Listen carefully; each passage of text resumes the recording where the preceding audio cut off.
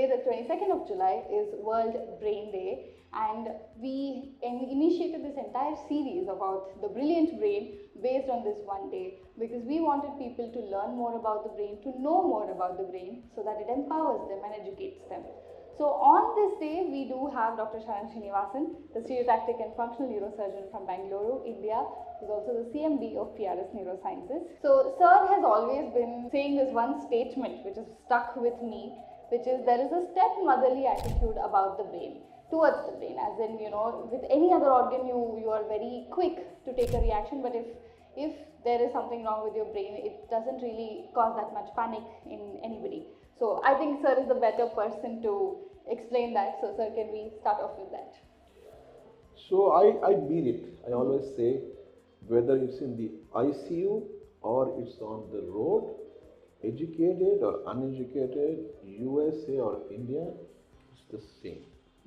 The same stepmotherly attitude towards the brain. At least that way it is uniform and democratic. That's the only good thing about it. Everything else is the worst. Somehow, like you hear me say, if you haven't watched my previous videos, I repeat again, 2 o'clock in the morning, somebody in your house has left-sided chest pain. What will you think? He's having a heart attack. Will you rush him to a gynecologist hospital? Or what a stupid question you're asking. You rush him to the cardiac hospital, you start jumping, call cardiologist, I think my father's having a heart attack, do ECG, do this, do that, all of those things. And everything is done. And let me give you the good news. 90% of the time, chest pains are non-cardiac. Yet, when you take a patient, whether he's in this 90 or this 10, only the investigations will tell us. Right. You understand? That is evidence-based science. Very simple logic. I can't look at your face and tell your blood sugar is high. I can look at your face and say cholesterol, BP, nothing I can say. I need to measure. Same 2 o'clock in the morning. Same father complains of headache. What do you tell him? Drink some water. Just take some Saridon, water, put balm, whatever it is. Don't eat my head till morning. In morning, everybody wakes up except patient. Then the drama starts. Right. And by which time the brain is cooked.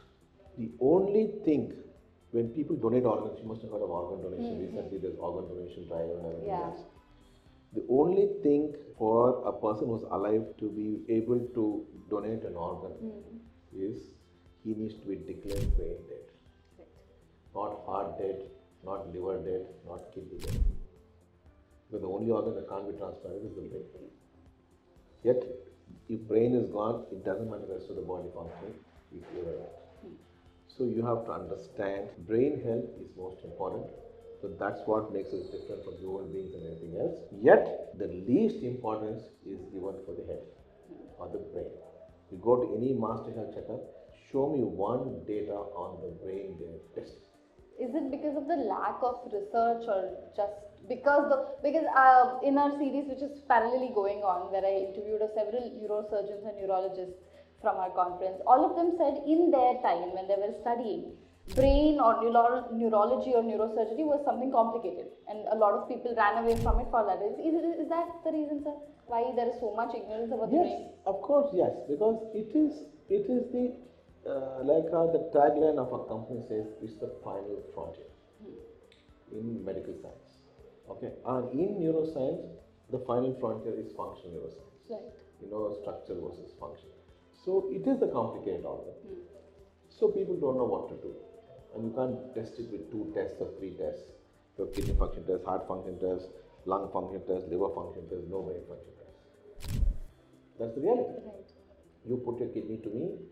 Uneducated fellow can donate a kidney to anybody can donate a kidney to anybody, but you put your brain to me, it can't do what you do. I put my brain to you, it can't do what you do. Right, sir.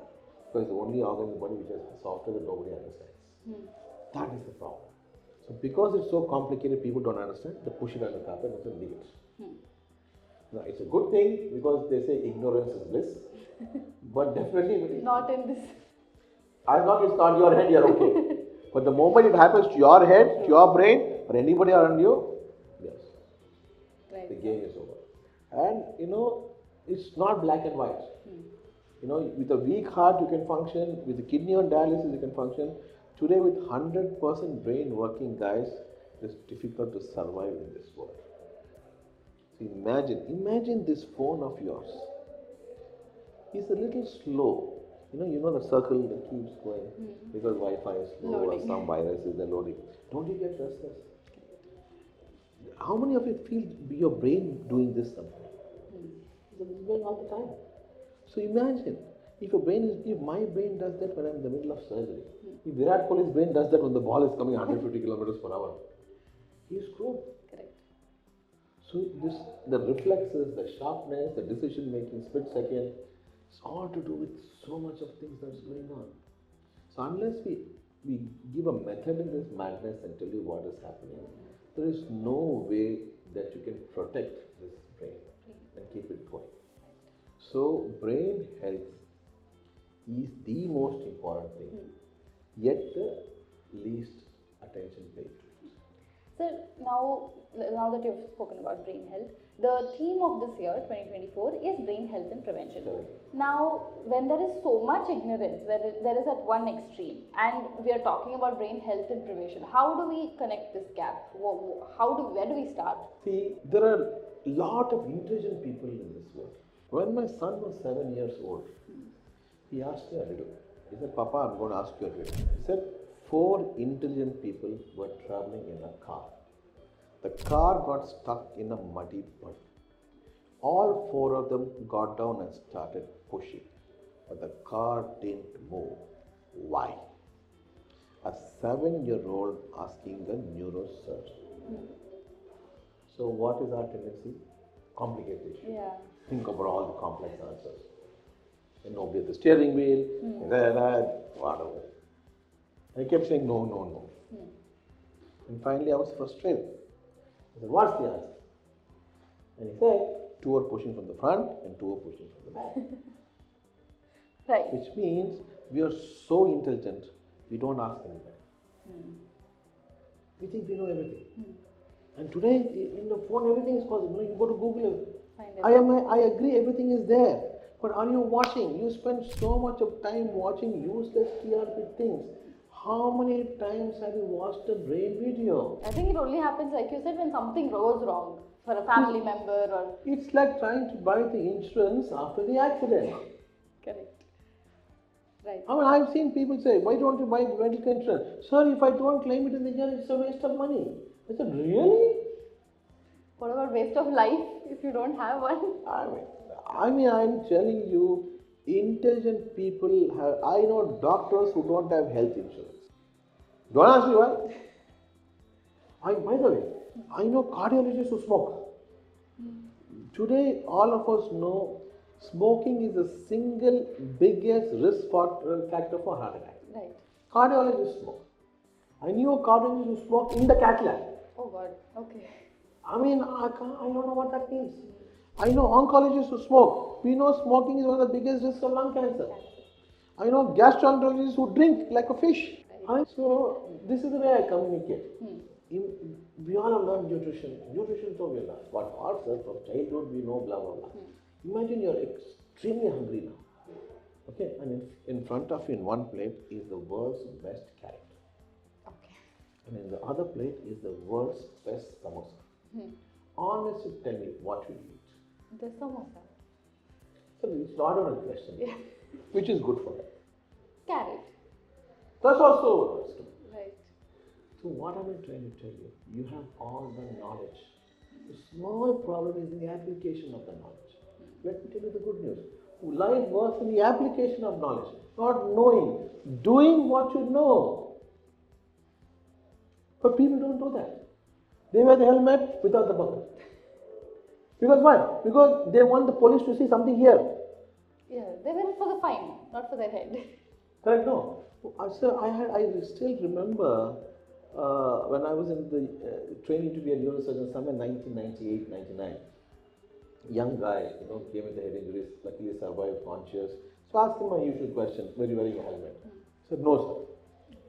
I said, why? He said, there's no rules, sir. He was fair. I mean, you have to give it to him. I said, my dear fellow, at that time our H.D. Devegowdaji was the chief minister. I said, please understand, H.D. Devegowdaji drives a Contessa classic car in the back seat. The chances of him getting a head injury is remote. Okay. Now, why should ST Devega be interested in your head if you are not interested in your head? So, my question to everybody is, who should be responsible for their brain health? The government? The police? Your father? Your husband? Think about it. Who? You don't have a spare brain. Right. You can't have a spare brain. Yeah, nobody cares. Yeah. They think nothing is going to happen. They zoom without helmet, they do this. I mean, it is really frustrating. But let me tell you, honestly speaking, if they do that, they keep us in business.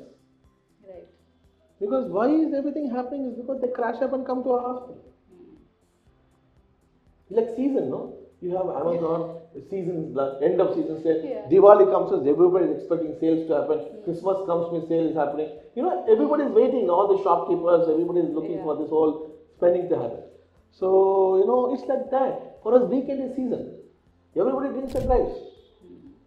So, when I'm saying season, I'm not saying it positively. That's a very sad reality. For me, I can't take weekend off because when everybody is off, I am on duty. Because we don't know. See, New Year's Eve, we never got a holiday. We were not allowed to take leave because we don't know who's going to crash up and come.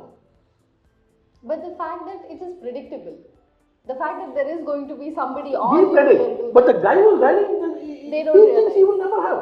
Sir, I will never have it. I know how my limits of driving alcohol. You know these limits of driving alcohol, you must be hearing a lot of people, no? I am sober even 4 or 5 days.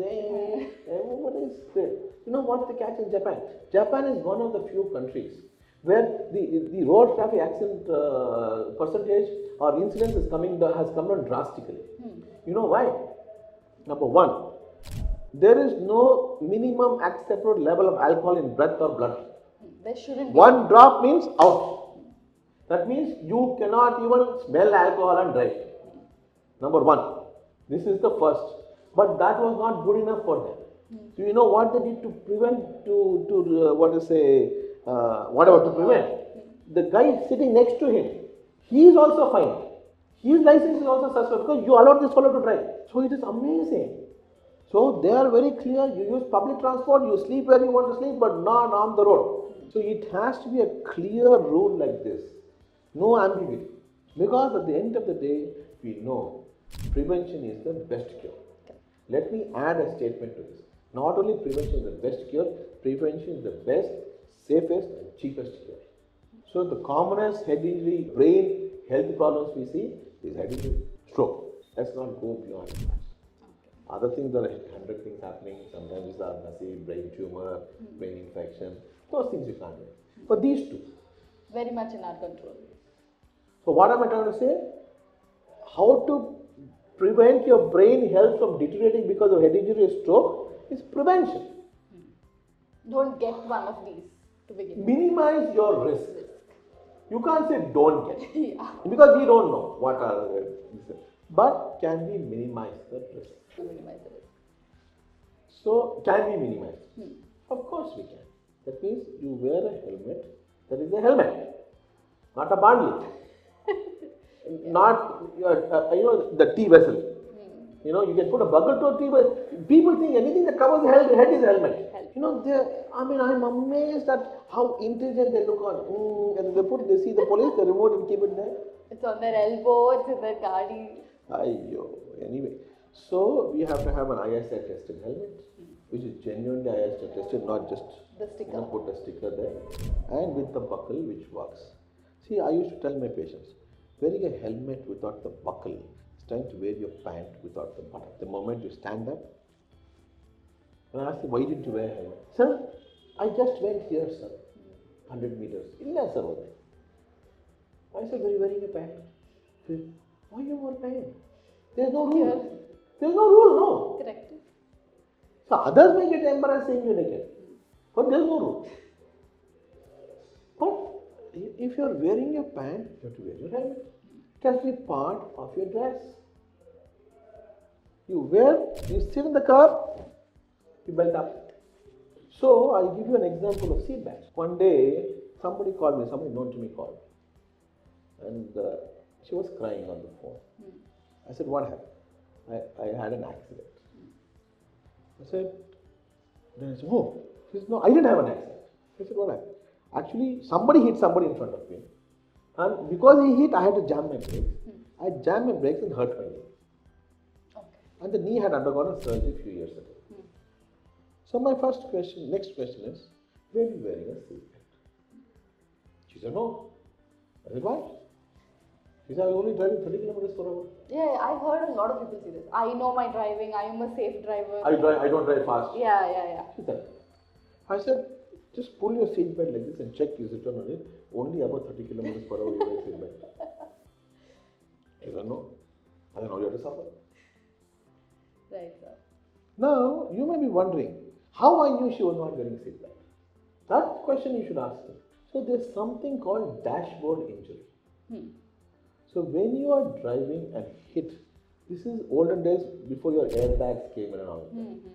The moment you hit head-on collision in the front, if you are the driver, two things happen.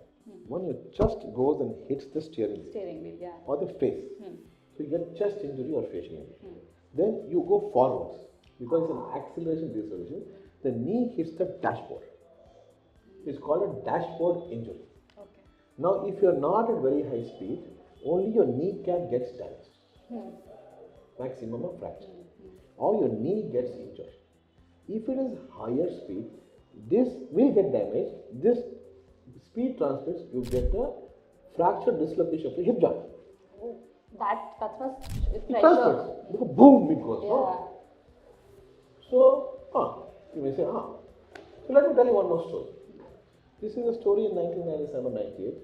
This guy is 2 years senior to us from Bangalore Medical College. He was a general surgeon at that time. Just got married. He was driving Premier Padmini car. You know, no? Premier Padmini was a famous car. So no seat. That time the yes of seatbelt didn't exist in cars. So post his wedding, third day, he is driving to Tirumala for darshan. 5 hours work he is doing. So that means he is not drunk and all of that. He had an accident. He had the same hip fracture, this dashboard injury, hip fracture, posterior dislocation of hip. He came to Manipal hospital and that you can't operate. You have to put a traction for 6 weeks. And after 2-3 weeks, he was stable, but he had to be in traction for 6 weeks. His father was a medical superintendent of another hospital. So he said, to cut down costs, I will take him to that hospital, keep him just lying down in bed with leg hanging.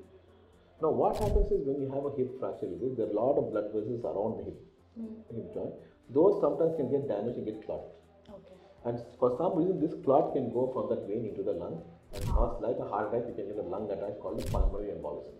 And that can be life-threatening. That's why in flight they say, long flights, move your feet, walk up and down, because otherwise it can communicate clot in the calf muscle and go to your lung. This guy had a PE in that hospital and died.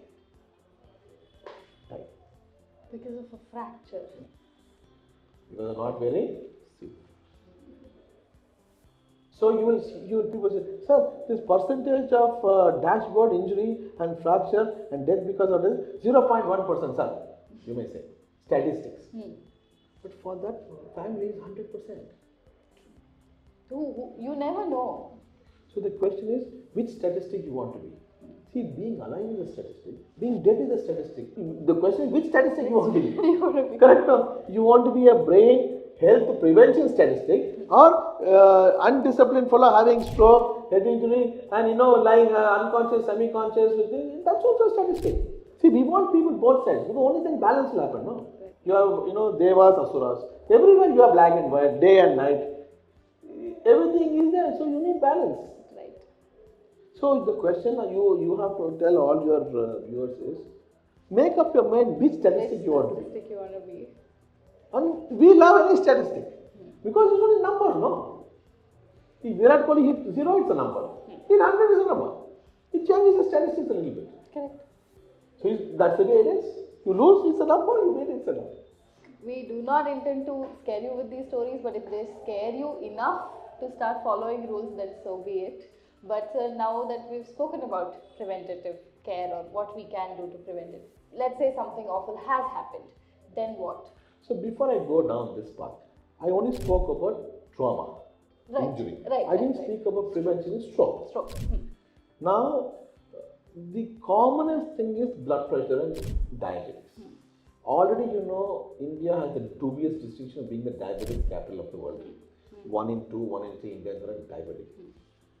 Globally, statistics is on BP is 1/3 of patients know that they have BP for the first time when they come with a brain hemorrhage. Oh. 1/3 of the patients. This is a global stat. That means out of 100 patients, 33 people know their BP for the first time when they come with a stroke. Unacceptable. How expensive is check blood pressure? Such an easy diagnosis. They do it for free on camps and Sundays and stuff. Yet, this is my problem. Right. And they know they have BP, they take a tablet, they check after 1 month, BP has become normal. The stupid people don't realize this has become normal because of BP medicine, they stop the medicine. Hello sir, why you stop? No sir, the BP became normal, so I stopped the medicine. I said, are you brain damaged? You will be if you do keep 2 rupee medicine, 20 paisa medicine, 50 paisa medicine they don't take, and then you spend 10 lakhs in hospital and give garlic to everybody. They spend so much, they take so much. They don't, nobody wants to take responsibility for their health. They blame the world and they cry. And nobody in this world cares. If you make a long investment in the stock market, do you think SEBI is interested? You think if you go crying to SEBI and the finance minister, they'll do anything? So who asked you to put the money? It's information. You have information there. Right. Yeah, I've seen educated people doing this. This world is ruthless. So this is my problem. So checking BP, checking the cholesterol, checking your diabetes and keeping it under control is a day-to-day business. It's like I tell you, your account has to get settled every day. I'll give you another interesting study. Simple thing about water. You don't know human body 70% is water. Even now in Chandrayaan, they're only looking for water. They're not looking for alcohol. They're not looking for anything else. They're not looking for, malt there. They're looking for water. Water. Simple water. Without water, there is no life. Whoever it is. So I was telling one of my patients the importance of drinking water every day. How water cleanses. And you know all of that, so much about water is being said. So I told him, you drink 3 liters of water every day. Sir, during the day it's impossible, sir, because I'm very busy in office. So I'll do one thing, sir. Early morning I'll get up. I'll drink 1.5 liters of water. Night I'll come back. I'll drink 1.5 liters of water. 3 liters, no, sir. So he had a great plan. Do you think it's a good plan? I don't think so. But he's drinking 3 liters. Technically it's correct. And he was intelligent fellow. Very convinced. You calculated. 3 liters. Yeah. I said, great idea. Great solution. Do one thing from tomorrow. Same time. You get up in the morning, you use the washroom and flush 4 or 5 times. Okay, then full day you use the bathroom, don't flush. Then night you flush 4 or 5 times. Okay, no? That's it. For food also you can do. Eat this much in the morning, eat this much in the night. Guys, please understand. You can't have breakfast, lunch and dinner in the morning. Right. So you have to understand this. Sun rises in the east, sets in the west. There is a discipline everywhere. And this discipline is every single day. 24/7 by 365. Relentlessly. Right. Similarly, you have to have a discipline. If you have the discipline, checking it, doing everything else, you reduce your risk, you minimize your risk. And when we say BP and sugar, the common thing is hereditary, as we say. Yeah. So I want to talk 1 minute about that. Now, if one of your parents, now you say, sir, hereditary, sir. So you are resigned to that and fate. So let me tell you some interesting statistics. Now, if one of your parents is a diabetic or hypertensive, the chances of you as a child getting it is 50%. Okay. If both of them are having the same disease, hypertension, diabetes, the chances of getting it is close to 100%. So, you will say. But, the big but, B-U-T, but with capital letters underlined red, is whether you get it at 40 years or 70 years is in your hands. Whether you become a diabetic on insulin or diabetic on diet control is in your hands. So, we say in medicine, we have modifiable factors, non-modifiable risk factors. The non-modifiable risk factors is your genetics. The modifiable factors is your lifestyle. So yesterday I overheard on the radio somebody talking about some other problem. How do you prevent this? Same like to eat vegetables, fruits. Exercise, wake up, sleep. Cardiologist, same. Neurosurgeon, same. Except apart from that. So what do you realize? The solutions are the same for everything. So difficult to But get. which is easy, which means it's like a big bazaar plan. You can hit 5 birds with 1 stone. Yet people want to eat the samosa and not the carrot. People want to drink the Pepsi and not the water. The only place we use the Pepsi in our house is to clean the WC. Oh, works very well, guys. Very well, before better than any Harpic, Girpic, anything. Don't tell Harpic, huh? Don't tell Harpic, huh? House cleaning hack. See, so much you're learning from this video. Free advice I'm giving you, free. So guys, remember one thing. Prevention is the best, safest, cheapest cure. I think as we move on to restorative care, you will realize the prevention is so much more easier and cheaper than the ways that we have for restorative care. So, since you said that, I'll tell you one more interesting fellow. Yeah. Many intelligent fellows are told this also. I see them in discipline. Yanappa, you seem to be on a suicide mission. Sir, I have 50 lakhs insurance, sir. I have 50 lakhs insurance. You want to spend that? So I said, wow, what a smart fellow you are. See, boss, the insurance will pay for your hospital bill. But you have to go through suffering, no? What if you end up with something that can't be reversed? What if you die? What if you die? Think about it. So what people do, they have the priorities in all the wrong places. I just not all intelligent people, not dodos, intelligent people. So for me now I'm getting doubt. What is intelligence? So that means you may be educated and unintelligent. Yeah. You may be uneducated and intelligent. So one doesn't lead to the other. Like we say, now opposite successful patient died. Like that. So guys, don't think your degree makes you intelligent. It doesn't. It gives you knowledge. Like carrot and samosa. What goes here is most important. Every single day. Day in and day out. So that I think is the summary of why the brain's health is important. The next thing you will hear, I want to say one more thing before we end. The third one is, so if you look at the statistics of neurological disability, which we will talk later. So if you don't take off your brain's health, it becomes unhealthy. And when you become unhealthy, there is a problem.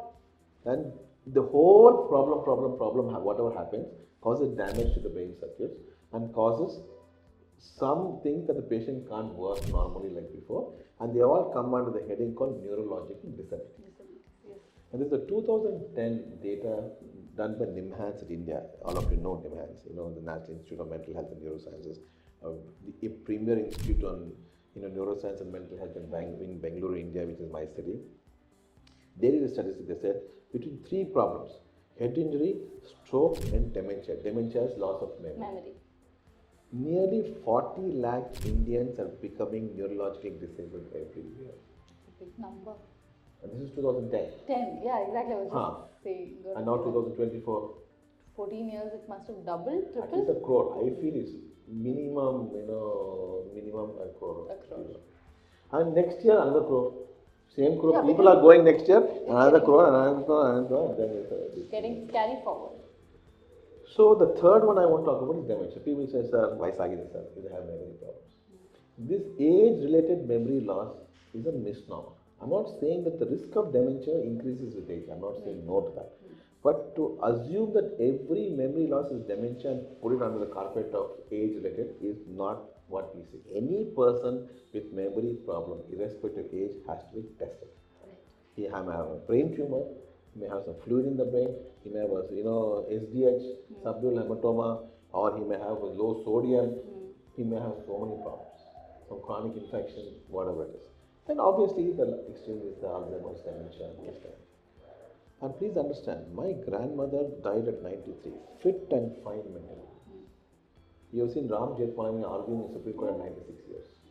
You see Joe Biden at 81 years wanting to continue to be the president of America. Manmohan Singh was 84 years when he stepped on office. Vajpayee was 77 years. You see L.K. Advani, so, I mean, you see Swamiji, so you see this, that. So age is just a number. So keeping your brain healthy as you grow older is very important. Because otherwise, there's no point rest of the body working and you don't even know who you are, what's going on in life. Right. So guys, the message is the allopathy medicine people, we guys can keep you alive. But quality of life starting with upstairs is in your hands only. We can guide you and starting with me. Please understand, I may be a doctor, I may be a neurosurgeon, but first of all, I'm a human being. Which means I have to have equal discipline to myself to take care of my body every single day. And I can't put this responsibility on anybody else. So, health and prevention, very important. Otherwise, guys, you will be a statistic. So on dementia and Alzheimer's, we have had a very extensive, interesting interview with one of the finest neuropsychologists, Dr. Pratibha Sharan, last month. So you can watch that video as well. And sir, do you have any concluding comments or a message to take home from this video? Like you started, why the stepmotherly attitude towards the brain? Guys, wake up. This is the most important organ. Take care of it, because with better medical care, we're able to keep patients for a longer time, and for better quality of health as we grow older. As much as physical body is important, having the mental stability and this one is extremely important. And we always say, if you don't use it, you will lose it. So use it, use your brain and take care of it. Otherwise, remember us. Jai Hind. Thank you so much, sir. It's always a pleasure to talk to you. Thank you for making time. And we hope you had a little bit of learning. Like I said, it's okay if we scared you, if that means to get you to take care of your brain health better. So for more such videos, stay tuned. And we have a lot of interesting series on to learn about your beautiful brain. It's so fascinating. So do check out those videos, and thank you for watching. Subscribe for more videos like this.